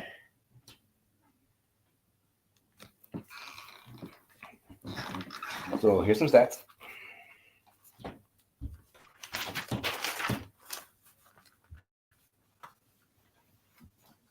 Yeah, this movie, it takes place in 1997, but the movie actually came out in 1990. It was directed by Stephen Hopkins. It was written by Jim Thomas and John Thomas. And it stars Danny Glover, Gary Busey, and Kevin Peter Hall.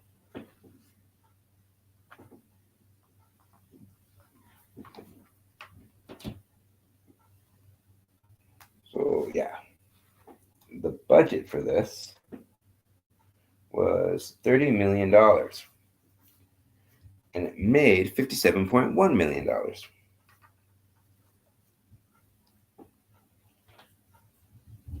Oh, yeah, it's also got Bill Paxton.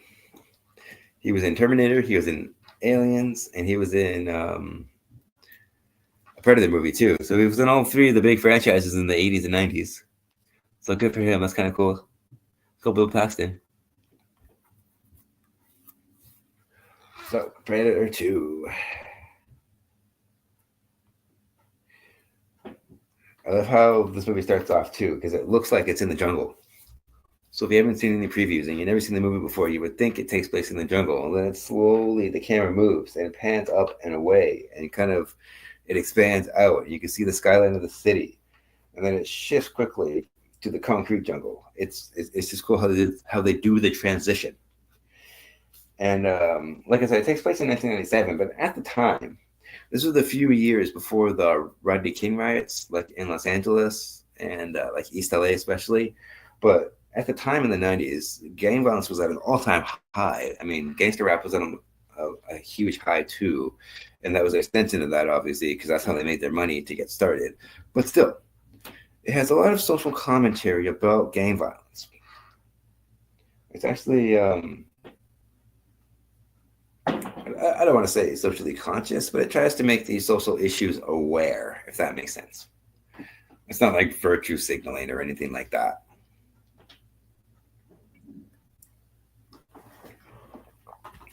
It also says a lot about cops, too, and how they're dedicated to the work. And it's kind of a nice tribute to cops. You don't often see cops depicted as, like, the good guys in movies. Usually they're the bad guys.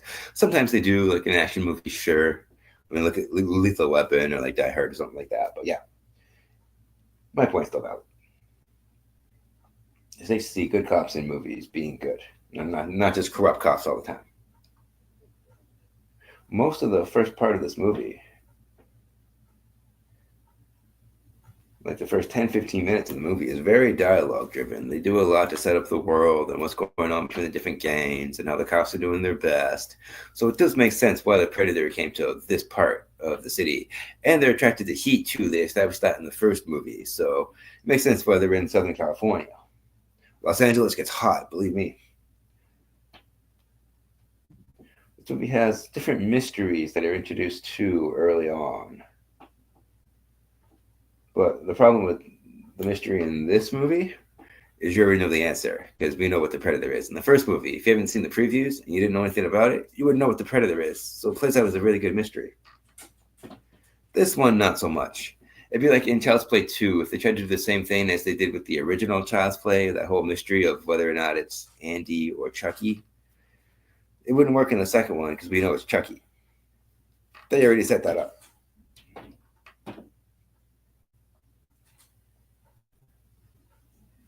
I mentioned the character Keys before. He was Gary Busey in this movie, and his son plays the character's son. That's a pretty nice detail. Fun Easter egg for you. Fun fact.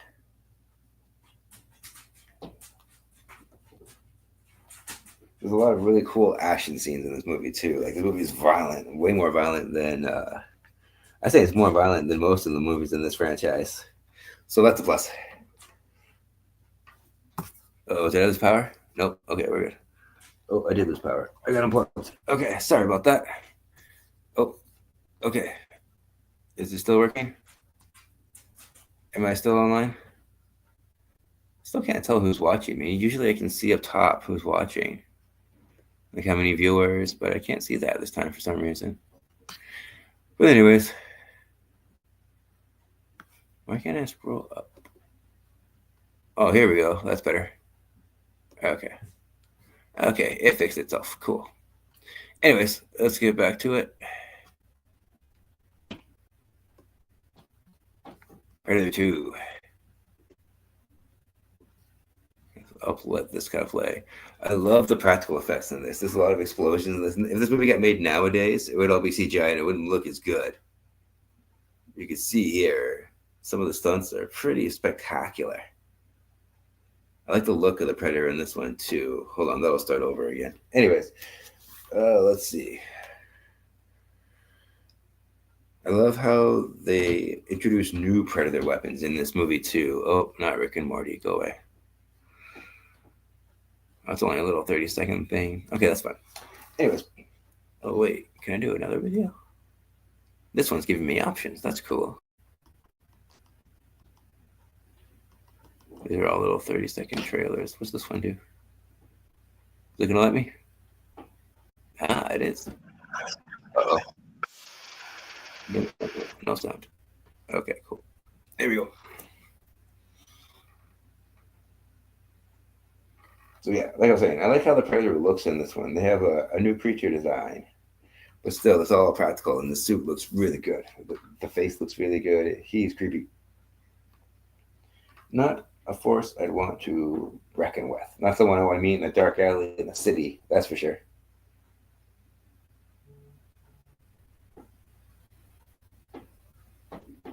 Okay, I'm being told I am still online, still live. Great, awesome. The show must go on. Another scene I love in this movie is the meat factory scene. That fight. It's one of the many scenes. Like the way he uses the net, the way he fights the different gang members, the way he fights the special ops team trying to take the Predator down. It's so cool. This one has a lot more horror vibes than most in the franchise too. I'd say maybe this one is one of the scariest ones, actually. The first one's pretty scary. But I'll get to that, obviously. And I love toward the end how they have that gun.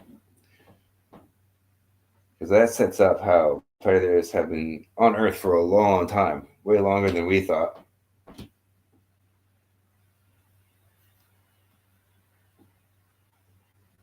So I love how it adds to the Predator lore too. It doesn't just repeat what the old movie did. It introduces a new scenario, a whole new place with a different Predator, and We also learn that Predator is a race at the end of this movie too. And if you look very closely in the trophy case that the Predator has on his ship, there's an alien skull, like a xenomorph skull from the Alien movies. So that's a nice touch too. I like how they set that up in the beginning, and that could arguably be what set up the whole Predator versus Alien thing in the first place.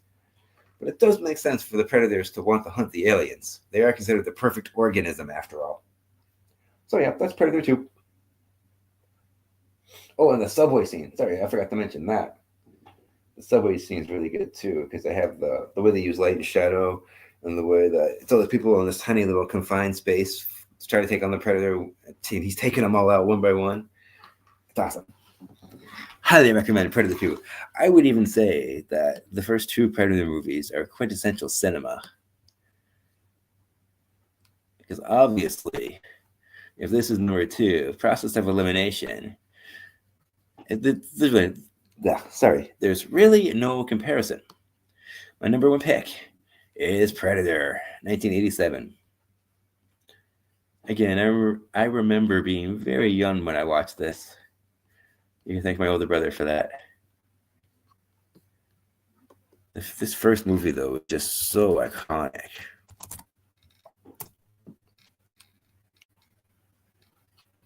So let's go. It takes place in Guatemala, which is a very unique setting. Not too many places take place in that country. Here's the poster. Classic poster. Love it. So this came out in 1987. It was directed by John McTiernan.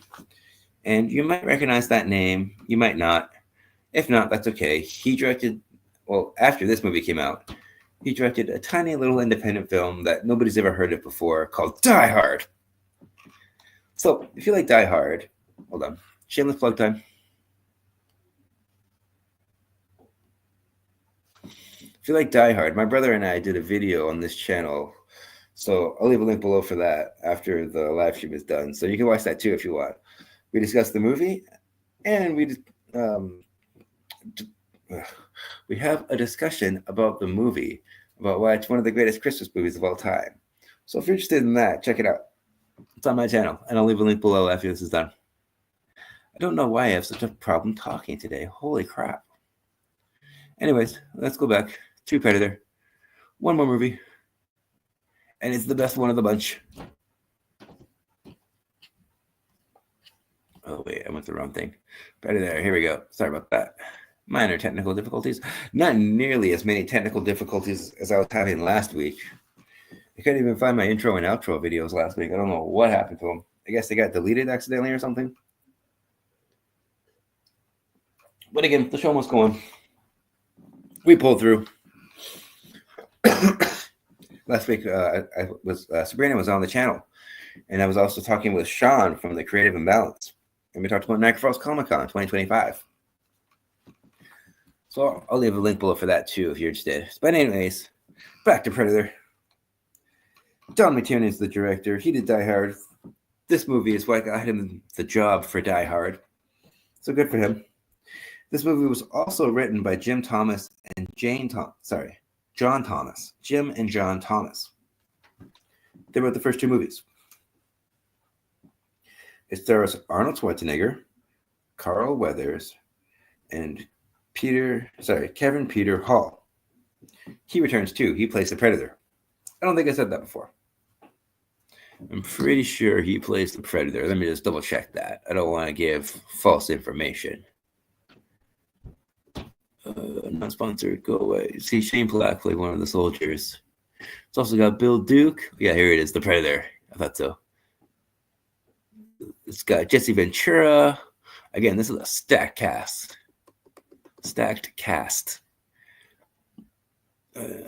Elpidia Carlillo plays Anna. Sorry if I butchered that. And it's got Jesse Ventura. I just don't see him here. Did I miss him? Oh, there it is. I didn't see that. Yeah, right there. Jesse Ventura plays Blaine. So let's go to the top. I'll kind of let that play while I talk. The budget for this one was only $15 million. And even though it was a different time, if you change it for like inflation, there's still not that much money for this kind of movie. And its box office worldwide was $98.2 million. So you can see why they wanted to do a sequel for this one. I don't know why it took so long. Well, 3 years. That's actually not bad. It takes about 2-3 years to make a good movie. But anyways, let's talk this first movie, shall we? Get back to my notes. Oh, sorry, I forgot to write part 2.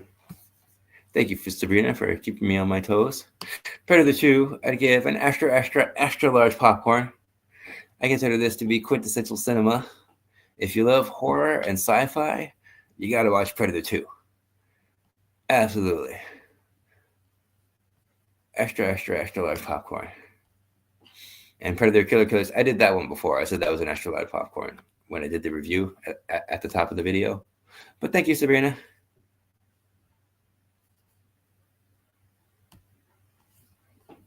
I tend to get ahead of myself. But hey, back to Predator.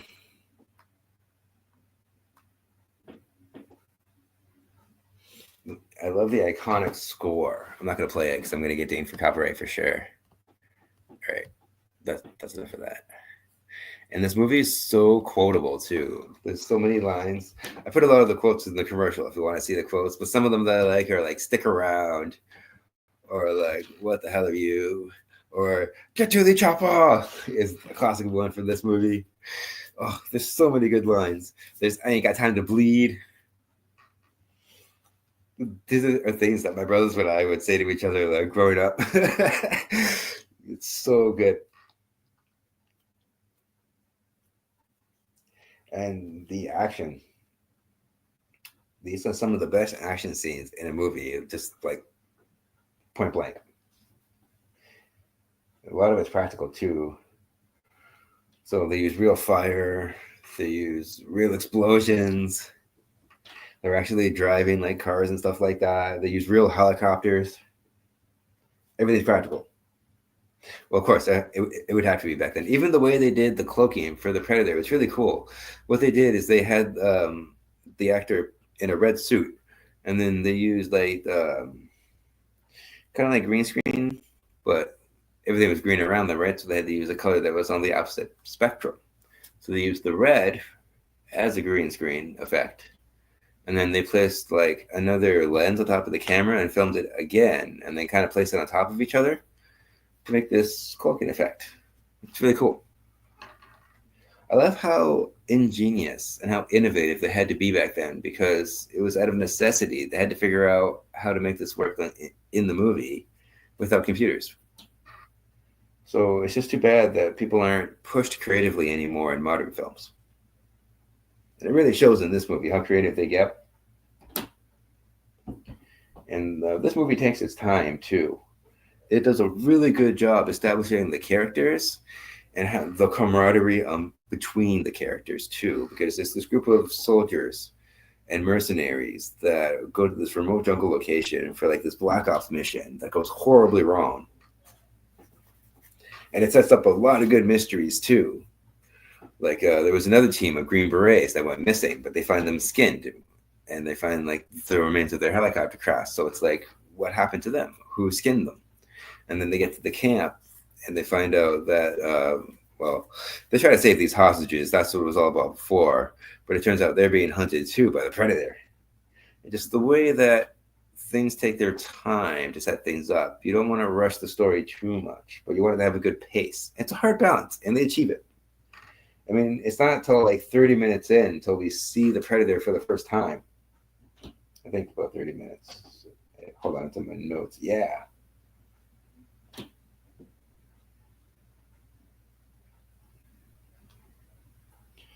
It's about 15 minutes in. The first mystery is introduced with the wreckage that I was telling you about. But it's like, why were they skinned? Like, who killed the Green Berets in the first place? And why are there no tracks like on the ground around them? Things don't make sense. Things don't add up. And as soldiers, they're trained to like search their environment to make sure that things add up because they don't want to get ambushed or anything like that. They want to know what's going on, right? Yeah, it's about halfway through because the predator is seen cauterizing his wound and he gives that roar. I love the original creature design by Stan Winston too.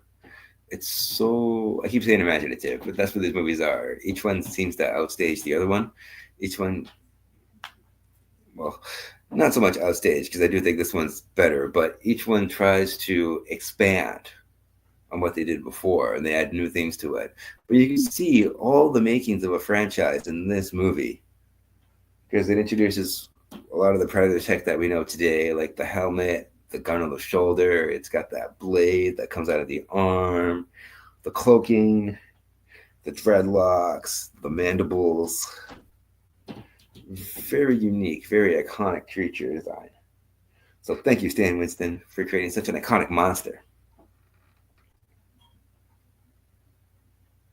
And I love the pacing too, because slowly this movie turns into a slasher flick, and each of these soldiers get taken down one by one individually. And I like how it takes time to breathe in between the action and the horror scenes, because you really feel like the sadness that these characters feel when they lose one of their brothers in combat. You know what I mean? So it's nice that they have that too. They really do a good job of humanizing these soldiers. They're not just mindless killing machines, they're people and they're there for a job. And they want to go home, more importantly.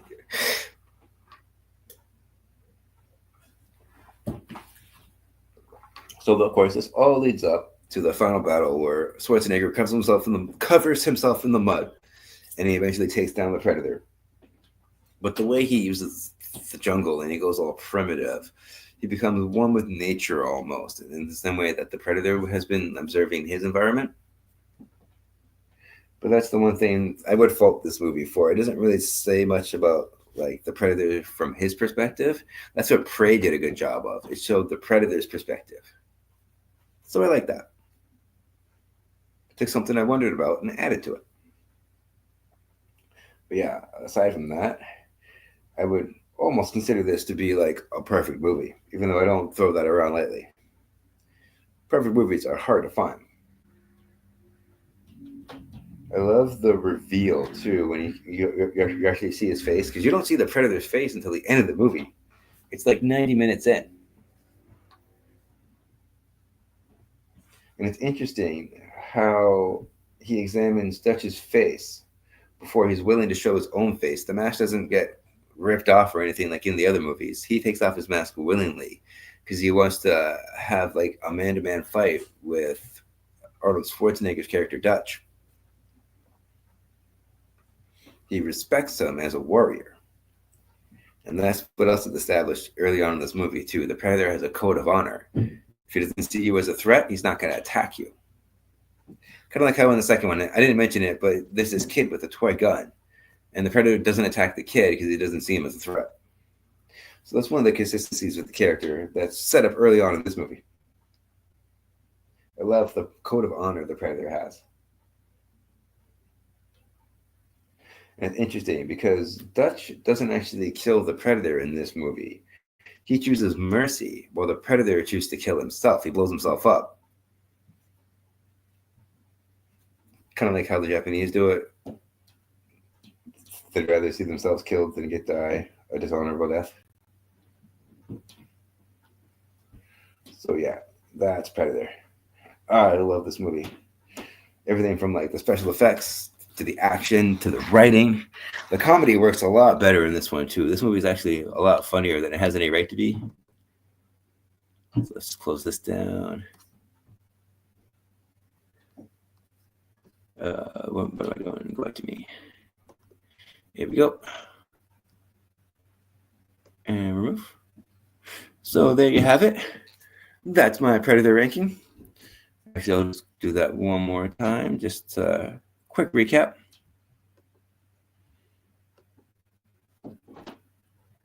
And don't worry, Sabrina, I will make sure to grade them.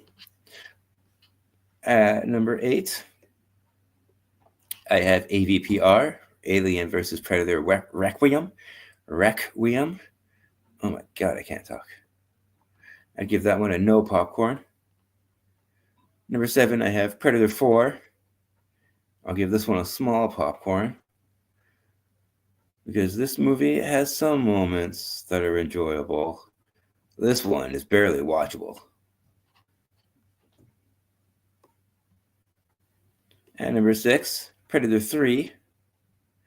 I give this one a medium popcorn. Mainly because I don't like how this one ends. It just kind of stops. And that's a big pet peeve for me when movies have abrupt endings. I mean, the whole time they're trying to get off the planet and it's still left up in the air. We don't know if they get off the planet or not. And that just, it's always bothered me. But that's kind of what I was talking about with Killer of Killers. It adds context. Now we know like why they're there. They're all from different times. We don't even know if they're all from modern times now after seeing Predator Killer of Killers. So it's really cool how it adds the context to that one. So it kind of raises the quality of that movie too, if you think about it. And number 5 is AVP 1 for 2004, large popcorn. Number 4 is Prey. I'd give that one an extra large popcorn. I think that's what I said. Excuse me. And if I didn't, that's what I'm graded it now. Number 3, Killer of Killers. I'm pretty sure I gave this one an extra large. I did write this one down. I didn't write them down before. That's why I keep forgetting to say them. So sorry about that, people. My mistake. Here it is. Yeah. Extra large popcorn for the new one. I'll put that in 3rd place. Yes, it's that good. I highly recommend it. Number 2, I'll give this one an extra, extra, extra large popcorn. 3 extras. And the same with Predator 1. Favorite movie of the franchise. Extra, extra, extra large popcorn. I'd even go as far to say that these 2 movies are quintessential cinema. If you love sci-fi and horror movies, then you got to watch the first 2 Predator movies.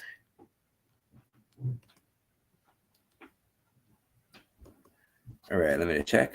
No comments. I can see my viewers now, though, so that's good. This concludes the show for this week. What's your favorite Predator movie?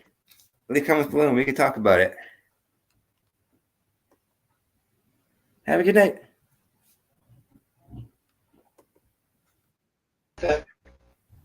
I'll see you.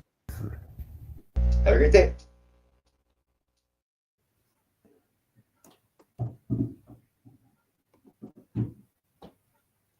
Oh yeah, we can do that. That's cool. Okay, here we go. Let's try that again. Okay. Here's the outro. So, until next time. I'll see you at the movies. Have a great day.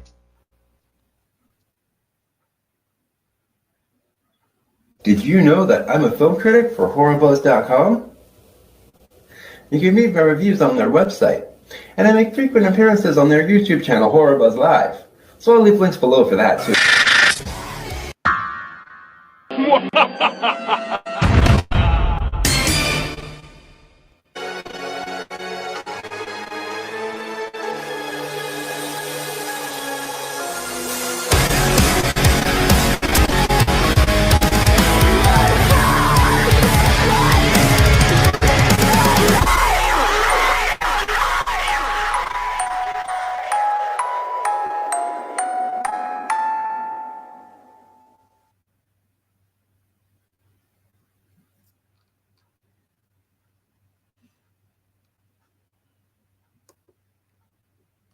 Have a good night. Goodbye, world.